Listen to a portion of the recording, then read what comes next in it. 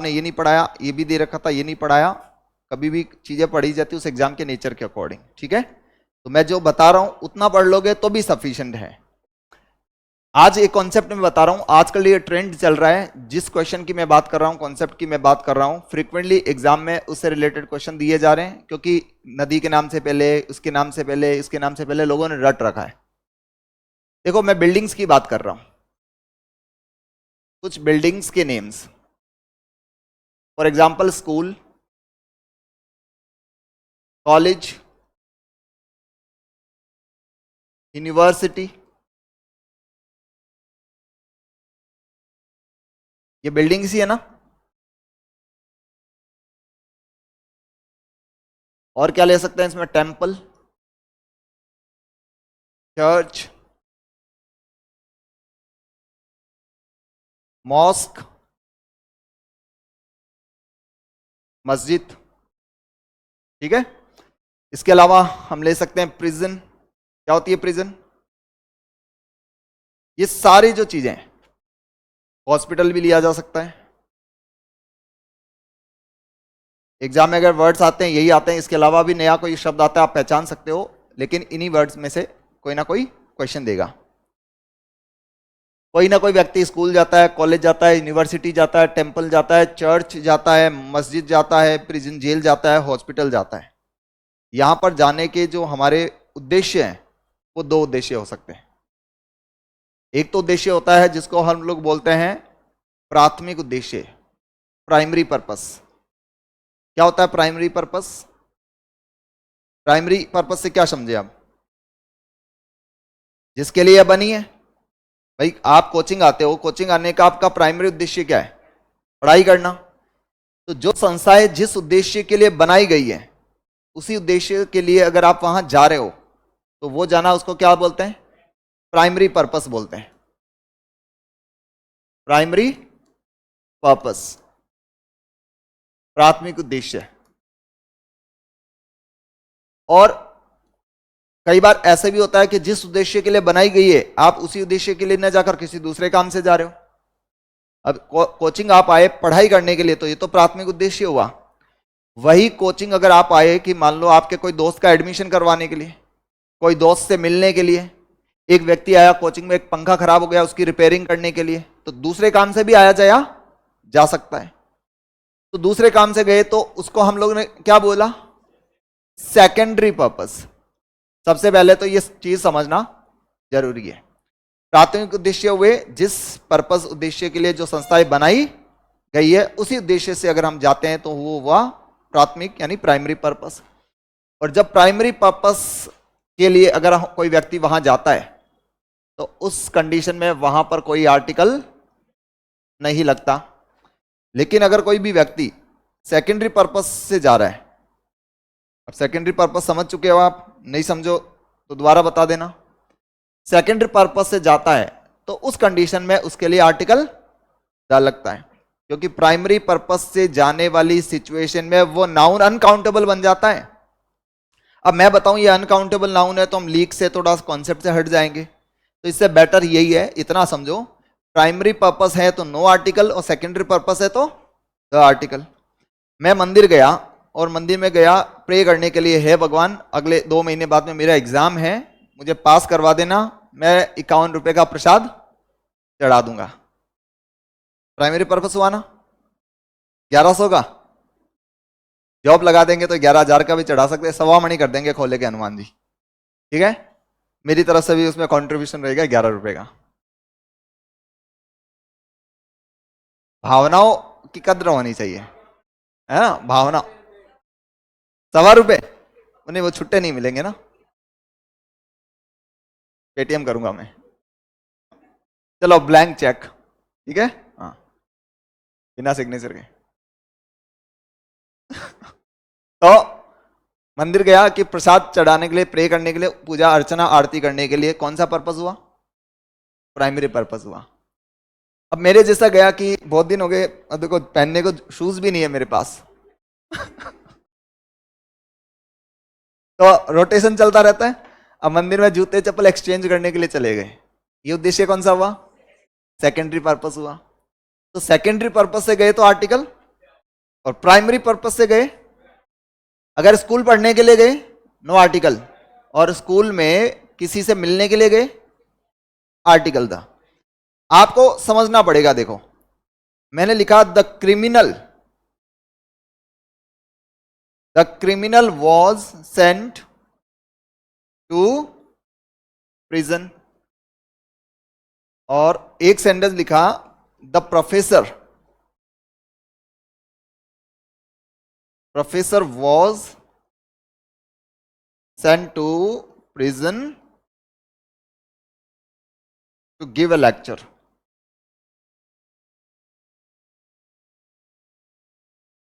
पढ़ना पड़ेगा, सेंटेंस को घूर घूर के देखोगे तो सेंटेंस भी आपको घूर घूर के देखता रहेगा, आंसर नहीं मिलेगा। The criminal was sent to, criminal अपराधी है, उस अपराधी को कहां भेजा जाएगा? तो अपराधी का जेल में जाना प्राइमरी उद्देश्य हुआ, तो प्राइमरी पर्पस है ये, नो आर्टिकल, ये जाने का पर्पस हुआ प्राइमरी, नो आर्टिकल। लेकिन जब मैंने लिखा the professor was sent to prison, जेल में भेजा गया प्रोफेसर को, क्या लेक्चर देना प्रोफेसर का प्रिजन में कोई इसका प्राइमरी पर्पस है? इस कंडीशन में क्या लगा दिया? ये स्पोकन का भी पार्ट होता है। अगर मैं बोलता हूं कि she is going to college, she is going to, तो आप सामने वाले को ये मीनिंग कन्वे कर रहे हो कि वो क्लास अटेंड करने के लिए कॉलेज जा रही है, और वही आपने बोला she is going to the college, तो इसका मीनिंग हुआ कि क्लास अटेंड नहीं, वो कोई दूसरे काम से कॉलेज जा रही है। अब एग्जाम के अंदर जब सेंटेंस आते हैं तो कॉन्टेक्स्ट आता है, कॉन्टेक्स्ट का मतलब जहां क्लू मिलता है कि आखिर वहां पर उसका करेक्ट आंसर क्या रहेगा। ऐसे ही अगर मैं बोलूं, एक सेंटेंस समझना, मैंने लिखा he is an atheist. Atheist क्या होता है? नास्तिक। But these days he goes to church on Sundays.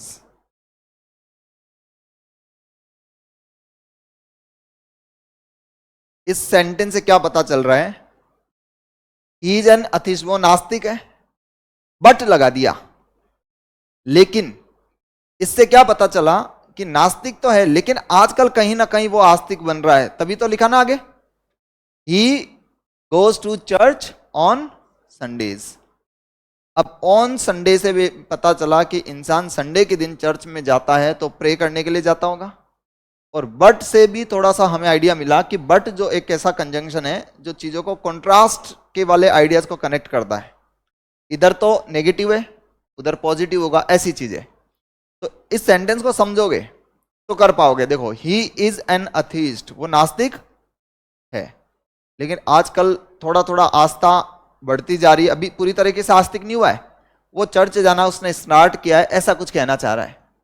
तो but these days he goes to church on Sundays, क्या चर्च जाना यहां पर प्राइमरी पर्पस है या सेकेंडरी है? प्राइमरी या सेकेंडरी? अब इधर से भाई ने किसी ने बोला सेकेंडरी पर्पस, सेकेंडरी हो सकता था, अगर बट दिया हुआ है तो सेकेंडरी हो ही नहीं सकता। इससे यही तो पता चला ना नास्तिक है, लेकिन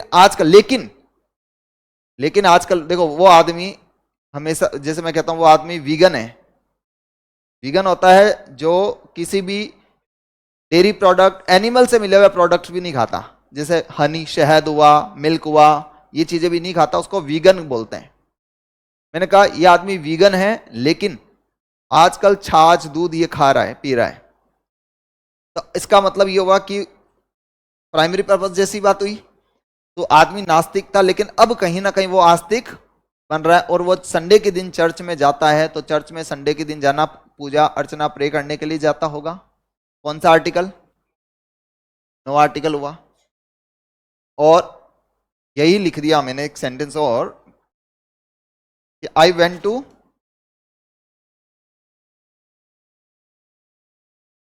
to church to mend the walls. Mend का मीनिंग होता है रिपेयर। मैं चर्च गया चर्च की दीवारों को रिपेयर करने के लिए। I went to church to mend the walls, दीवार को रिपेयर करने के लिए गया। कौन सा आर्टिकल? आर्टिकल द लगेगा। क्या बात समझ में आई? एक एक घायल आदमी है जिसको हॉस्पिटल ले जाया गया, प्राइमरी पर्पस, और मैं अपने किसी दोस्त से हॉस्पिटल मिलने के लिए गया, सेकेंडरी पर्पस, आर्टिकल द लगा। क्या बात समझ में आ गई? इसका क्वेश्चन आता है, कर पाओगे? प्राइमरी पर्पस से समझिए क्या आप, जिस उद्देश्य के लिए बनाई गई है, और सेकेंडरी पर्पस किसी दूसरे काम से आप लोग जा रहे हो। एग्जाम्पल से चीजें समझ में आई? चलो आगे की तरफ बढ़ते हैं। हमने पहली कंडीशन पढ़ी, आर्टिकल का यूज होता है सिर्फ और सिर्फ नाउन से पहले। पढ़ा था हम लोगों ने, नाउन और नाउन के पहले आर्टिकल का यूज किया जाता है, चाहे ए हो, चाहे एन हो, चाहे द हो। लेकिन कई कंडीशन ऐसी बनती है जिसमें एडजेक्टिव के साथ भी आर्टिकल द लगता है। वहां पर आर्टिकल फिर आर्टिकल नहीं रहता, उसका पार्ट ऑफ स्पीच चेंज हो जाता है, लेकिन हमें उससे कोई मतलब नहीं है। एग्जाम के अंदर आपको उसका पार्ट ऑफ स्पीच नहीं पूछा जाता, इसलिए हम उसको इस कॉन्सेप्ट के अंदर ऐड करके पढ़ा रहा हूं। आर्टिकल द प्लस एडजेक्टिव, यानी कभी भी आर्टिकल जो है वो एडजेक्टिव से पहले, कभी कभी कुछ सिचुएशन बनती है जहां पर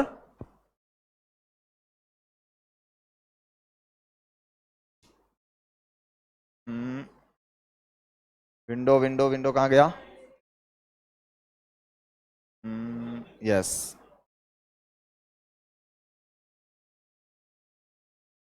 हर बोर्ड के अलग अलग फंक्शंस होते हैं। अब एंड्रॉयड चलाने वाला आईफोन कैसे समझ पाएगा? हैं? तो दोनों एंड्रॉयड है, आईफोन थोड़ा ही है। ये माई फोन है, नॉट आईफोन। हाँ, नथिंग। देखो, द प्लस एडजेक्टिव, यानी एडजेक्टिव से पहले द कब लगता है, तो उसके लिए एक छोटा सा कॉन्सेप्ट सीखना पड़ेगा जो आपको ऑलरेडी आता है, लेकिन मेरा फर्ज है बताऊं। एडजेक्टिव जानते हो आप लोग? विशेषण। क्या एडजेक्टिव्स की डिग्री के बारे में सुना है आप लोगों ने? कौन सी डिग्री?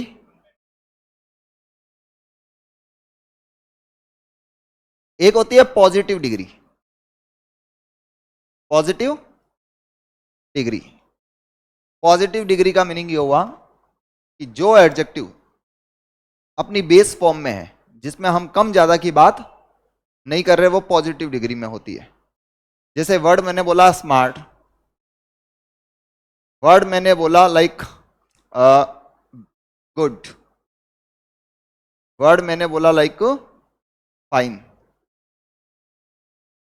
अब जैसे मैंने बोला स्मार्ट, तो स्मार्ट कम है या ज्यादा है, ऐसी कोई बात हमने नहीं की। कम ज्यादा कब होता है? जब कंपैरिजन करते हैं। तो कंपैरिजन के लिए और आगे एक डिग्री बनती है, कंपैरेटिव डिग्री।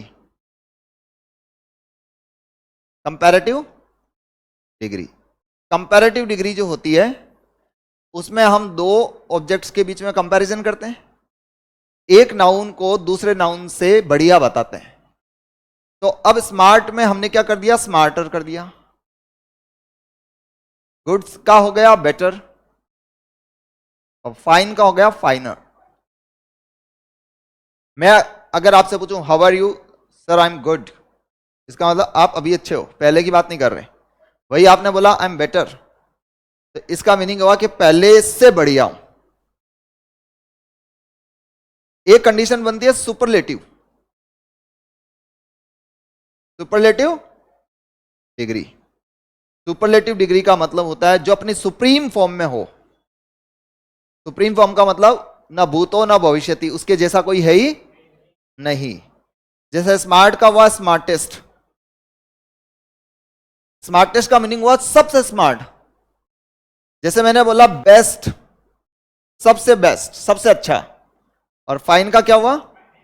फाइनेस्ट।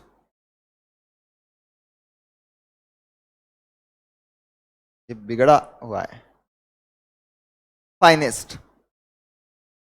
तो आपने क्या समझा कि जो कंपैरेटिव डिग्री है उसमें जो एडजेक्टिव आता है, उस एडजेक्टिव के लास्ट में ईआर आता है। और सुपरलेटिव डिग्री का जो एडजेक्टिव होगा उसमें हम ईएसटी का यूज करते हैं। क्या बात समझ में आई? एक वर्ड होता है मोर और एक होता है मोस्ट, ये भी सुपरलेटिव डिग्री के एडजेक्टिव्स हैं, कंपैरेटिव और सुपरलेटिव। अब ये क्या ध्यान रखना है, ये छोटी सी बात कि जो सुपरलेटिव डिग्री का एडजेक्टिव होता है the plus superlative degree, superlative degree के साथ आर्टिकल द आता है। सुपरलेटिव डिग्री के कोई भी एडजेक्टिव जो सुपरलेटिव डिग्री का हो सेंटेंस में, उसके साथ आर्टिकल द आता है। क्यों आता है? सिंपल सी बात, जो चीज अपने आप में एक होती है उसके साथ में आर्टिकल द स्पेसिफिक बन जाता है, यूनिक बन जाता है। अब जब सुपरलेटिव डिग्री हमने लिखा तो सुपरलेटिव डिग्री का मतलब हुआ कि इस पूरे ग्रुप में से ये चीज सबसे बढ़िया है। तो अगर ऐसे एग्जांपल आए, देखो, the best, the finest, the coolest, the hottest, the tallest,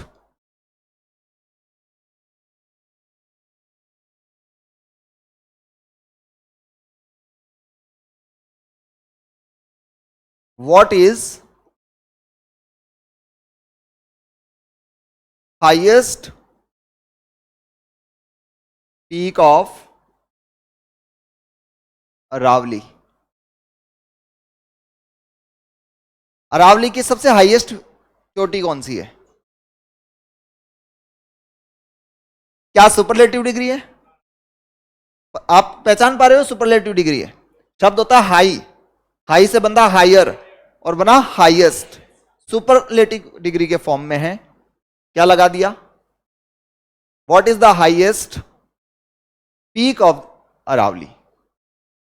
दूसरी कंडीशन क्या हुआ?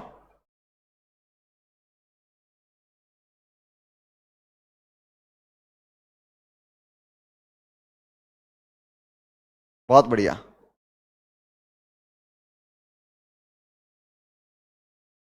क्या लिखा हुआ है हमने? जितने लोग पढ़ते हैं आर्टिकल्स, सब लोग ये पढ़ते हैं रूल कि सुपरलेटिव डिग्री के साथ आर्टिकल द आता है, कॉमन सी बात है। लेकिन 50% स्टूडेंट्स ही पढ़ते हैं कंपैरेटिव डिग्री के साथ भी द आता है। कंपैरेटिव डिग्री के एडजेक्टिव के साथ भी द आता है, लेकिन उसके लिए एक कंडीशन बनती है, दो कंडीशन बनती है। उसमें से एक कंडीशन है कि द आता है कब, लेकिन उसके बाद अगर ऑफ द टू है तो। कब आया? ऑफ द टू हुआ तो। जैसे मैं अगर बोलूं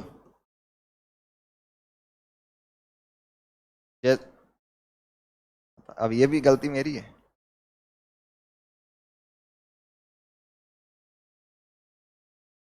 थोड़ा मुझे लगता है मैं प्रेशर डाल के ऐसे ज्यादा लिखता हूं, तंग हो जाता है मुझसे।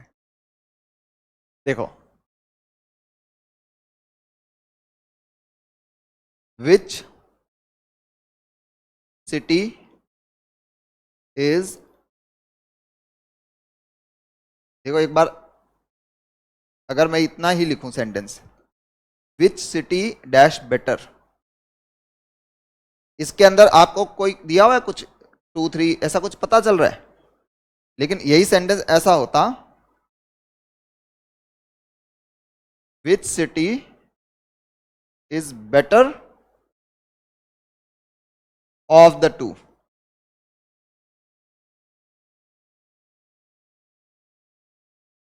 अब क्या हुआ, जब यहां तो हमने लिखा तो आएगा नहीं, और लगा दो तो भी कोई फर्क नहीं पड़ता, लगाने से पता चल जाएगा कि दो की बात हो रही है, इसका कॉन्टेक्स्ट क्लियर नहीं है। इस सेंटेंस के अंदर हमने देखा कि which city is dash better of the two, दो सिटी है उनमें से बेटर कौन सी है, जयपुर और जोधपुर, इनमें से बेटर कौन सी है, ऐसी मैं बात कर रहा हूं।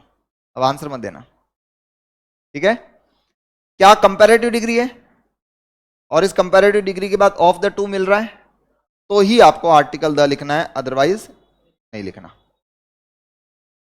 Which city is the better of the two. क्या कुछ पूछ रहे हो? हाँ, ऑफ द टू मिलेगा, लेकिन क्या कंपैरिजन होगी ना। मैं बता रहा हूं, पूरी बात बता रहा हूं, एक बार एक्सप्लेन करने दूं फिर आपका कोई डाउट हो तो। अब आया कि सर ऑफ द टू ही आएगा हमेशा।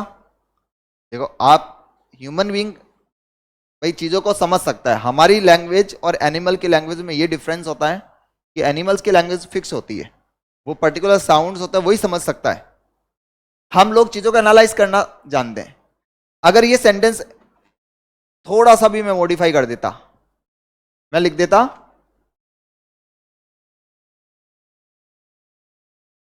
बिटवीन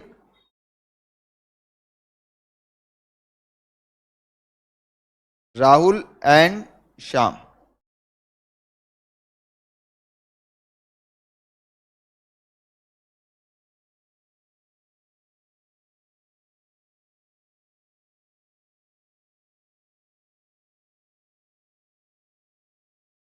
देखो ये सेंटेंस लिखा ना जब उसने, तो बिटवीन राहुल एंड श्याम लिखा, मतलब ये कह रहा है कि अगर मैं राहुल और श्याम की कंपैरिजन करूं, बिटवीन राहुल एंड श्याम लगाकर कॉमा लगा दिया कि अगर मैं राहुल और श्याम की बात करूं, इन दोनों के बीच के अगर मैं कंपैरिजन को देखूं, तो राहुल जो है वो स्ट्रोंगर है। अब इस सेंटेंस में आगे तो हमें नहीं पता चल रहा, लेकिन इसके पहले उन्होंने कॉन्सेप्ट दे दिया ना, तो क्या ये ऑफ द टू नहीं है? ऑफ द टू ही तो हुआ ना, कि इन दोनों में से अगर हम देखें तो राहुल जो है वो, तो क्या द स्ट्रोंगर नहीं आएगा? ऐसी भी कंडीशन बने तो ध्यान रखना कि जब कंपैरिजन दो लोगों के बीच हो तो द प्लस कंपैरेटिव डिग्री आएगा। सर मुझे तो अच्छा नहीं लगा, समझना इस चीज को, मुझे तो अच्छा नहीं लगा, मत लगने दो, एग्जामिनर को तो अच्छा लग रहा है वो दे देगा क्वेश्चन। समझ में आना है या नहीं आना वो बात होती है।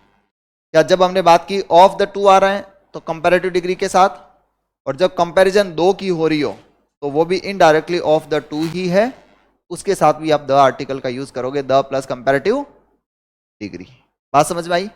यहां पर एक हिंदी में नोट डाल के लिख लेना, अभी जब लिख रो आप नोट करोगे तो मैं लिखवा दूंगा कि द प्लस कंपैरेटिव डिग्री आएगा कब? जब कंपैरिजन दो के बीच हो। तो आपने एडजेक्टिव के साथ में कितनी कंडीशन देखी कि आर्टिकल लग सकता है? सुपरलेटिव डिग्री के पहले, कंपैरेटिव डिग्री के बाद अगर ऑफ द टू आ रहा है, तो चीजों को ऐसे उंगलियों पर याद रखना चाहिए। थर्ड कंडीशन, कई बार ऐसे सेंटेंस, जो मैं अभी दो सेंटेंस बताऊंगा उसे पहचान लोगे, कई बार एग्जाम में ऐसे सेंटेंस आते हैं जिनके अंदर समानांतर रूप से वृद्धि या समानांतर रूप से कमी हो रही है। सर मैं क्या करूं, जितना मैं पढ़ता हूं उतना ही कंफ्यूज होता हूं। अब इस चीज को ऐसा समझना, आपके दिल की बात बोल दी मैंने, मैं जितना ही ज्यादा पढ़ता हूं उतना ही ज्यादा कंफ्यूज होता हूं। क्या इसमें समानांतर रूप से कमी या वृद्धि नहीं हो रही? हो रही है ना? इसको हम लोग बोलते हैं एक तरह से क्रमिक वृद्धि या कमी, पैरेलल इंक्रीज और डिक्रीज। इसके अंदर एक सेंटेंस आएंगे, देखो इसके अंदर ऐसा स्ट्रक्चर बनेगा, the plus comparative degree,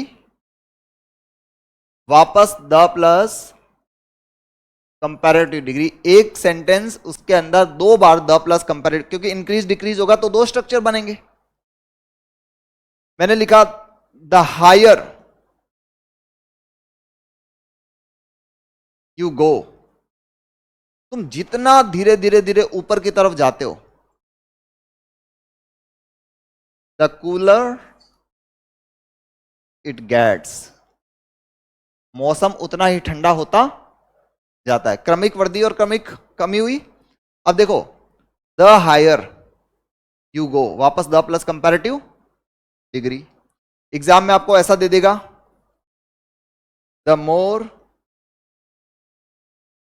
indirect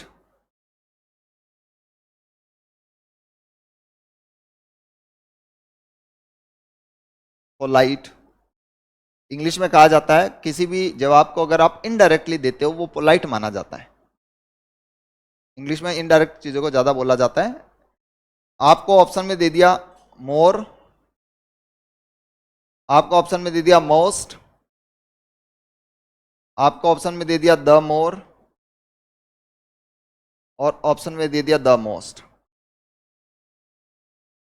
क्या पैरेलल इंक्रीज और पैरेलल डिक्रीज को समझ पा रहे हो? द मोर इनडायरेक्ट, जितना ही इनडायरेक्ट आप बात करते हो उतना ही ज्यादा आप विनम्र माने जाते हैं। तो हमने देखा द प्लस कंपैरेटिव डिग्री और द प्लस कंपैरेटिव डिग्री, कौन सा सही ऑप्शन होगा? Option number C. क्या ये बात समझ में आई? पक्का? और लास्ट जो ध्यान रखने वाली बात यह है कि कई बार द प्लस जो एडजेक्टिव हम लोग यूज करते हैं उनका जो मीनिंग होता है वो पूरे ग्रुप के लिए होता है, द होल ग्रुप। उसका मीनिंग पूरे ग्रुप को रिप्रेजेंट करता है। अब पूरे ग्रुप को रिप्रेजेंट करने का मतलब ये हुआ, जैसे अमीर आदमी को क्या कहते हैं? रिच। क्या शानदार इंग्लिश आप लोगों की। लेकिन जैसे ही मैंने लिखा द रिच, तो द रिच पूरी जाति को रिप्रेजेंट करता है। द रिच का मीनिंग हुआ ऑल, सारे अंग्रेज, all the rich people, all the rich people. अंधे आदमी को क्या बोलते हैं? ब्लाइंड। जैसे मैं बोलूं सभी अंधे लोग, नहीं, the blind, not blinds. Blind adjective है किसी की कैटेगरी को। इसमें कहीं की हंसी आ रही है? मैं भी हंस लेता हूं, बताओ।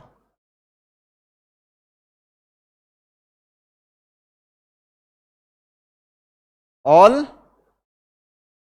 The blind, all the blind people. चलो दो तीन एग्जांपल देखो। जैसे मैंने बोला पुअर, द पुअर मीनिंग सभी गरीब लोग।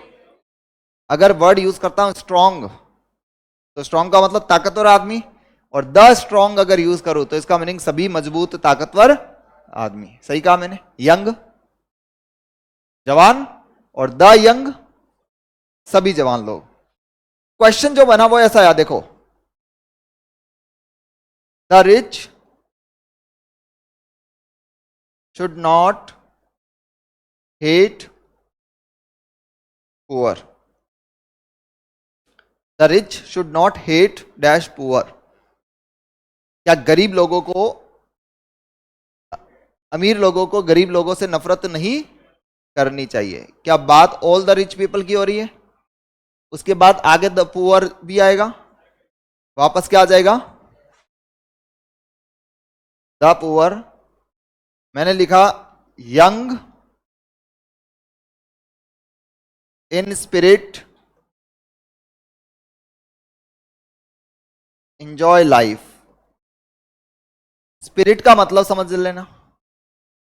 स्पिरिट का मीनिंग होता है जो पूरे जोश और जुनून के साथ जिंदगी को जी रहा है। स्पिरिट का मतलब एनर्जी से।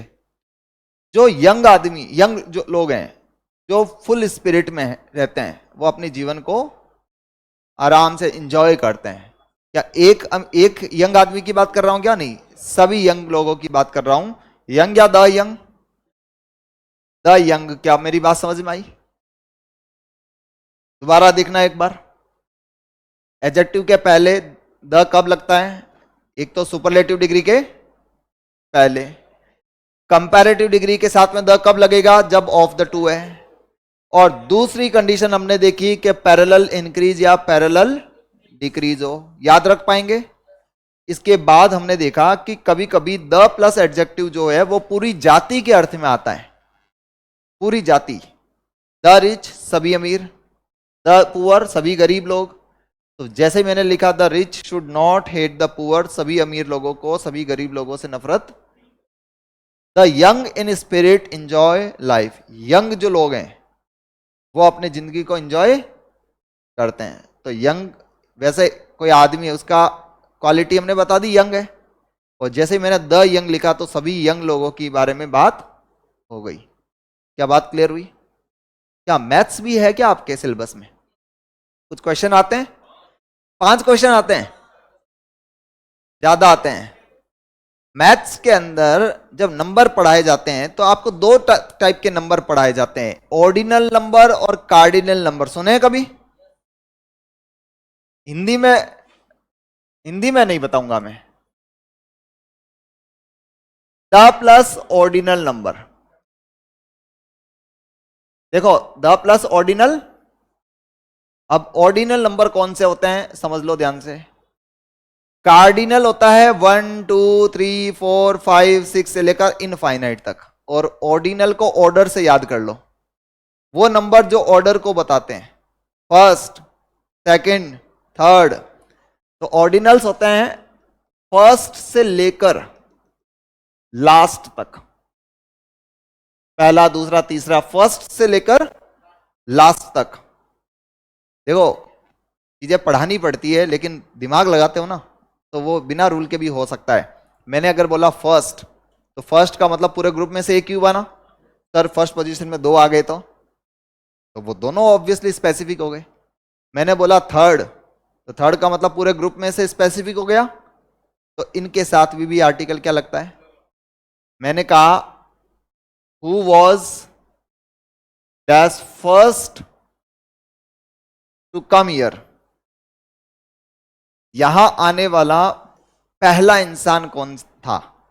तो फर्स्ट का मतलब एक स्पेसिफिक हुआ, तो ऐसे जितने भी ऑर्डिनल नंबर होंगे उनके साथ भी आपको आर्टिकल द का यूज करना है। बात क्लियर हुई, इसको नोट कर लो।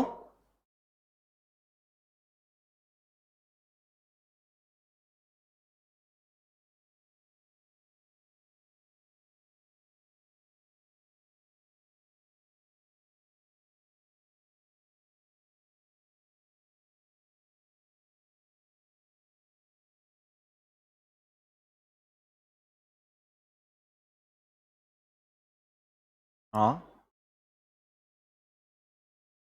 उसमें सब है, A to Z, A to Z। हाँ मंडे को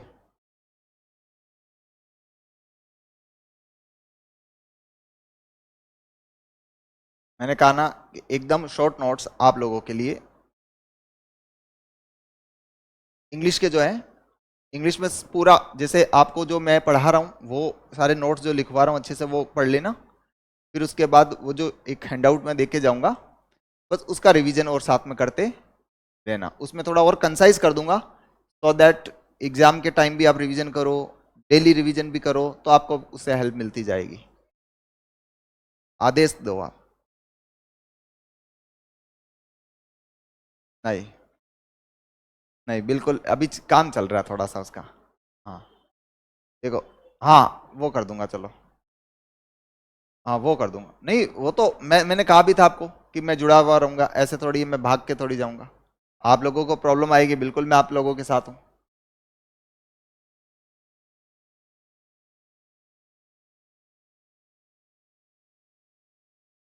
तो सब हो जाएगा, आप लोग देखो।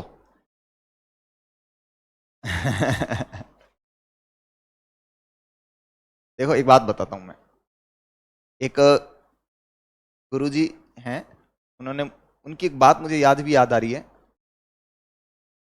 वो क्या करते थे कि जैसे मतलब अपने पास फोन नहीं रखते थे, तो मैंने उनसे पूछा सर आज के टाइम पर आप फोन नहीं रखते हो, किसी को कांटेक्ट करना हो, कोई इमरजेंसी हो तो उन्होंने कहा देखो चेतन जी, अगर किसी व्यक्ति को मुझसे काम होगा ना, तो मैं पूरी दुनिया में भी कहीं होऊंगा तो वो मुझे ढूंढ लेगा।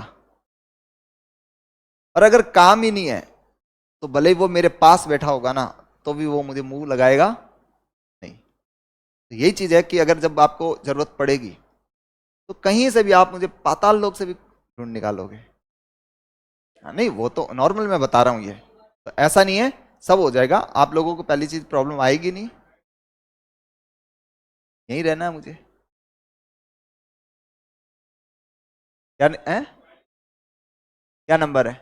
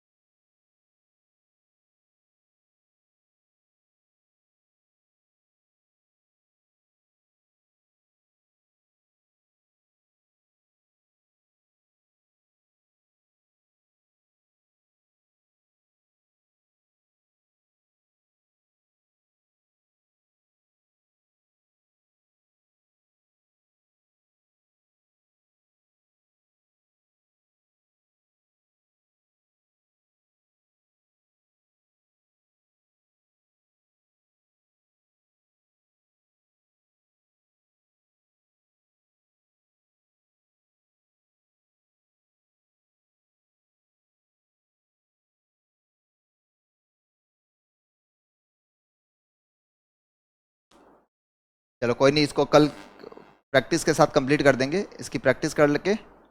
और जो बचे हुए थोड़े से नो आर्टिकल्स के रूल्स पढ़ने। हाँ नहीं, लास्ट टॉपिक आर्टिकल कैसे है? आगे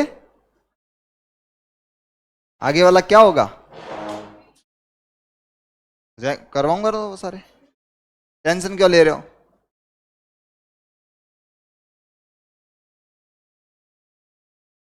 हाँ तो हो जाएगा, तो टाइम ज्यादा दोगे तो।